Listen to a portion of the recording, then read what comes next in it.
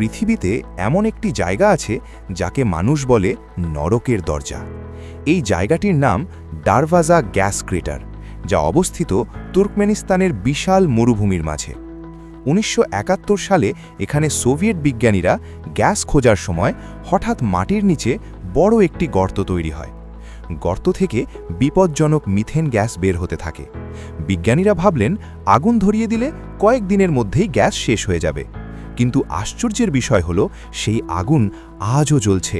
প্রায় ৫০ বছরের বেশি সময় ধরে এই গর্তের ভেতরে আগুন জ্বলছে অবিরাম।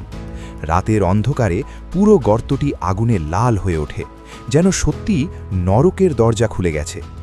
এই অদ্ভুত দৃশ্য দেখার জন্য প্রতি বছর অনেক পর্যটক ছুটে আসে এই মরুভূমিতে।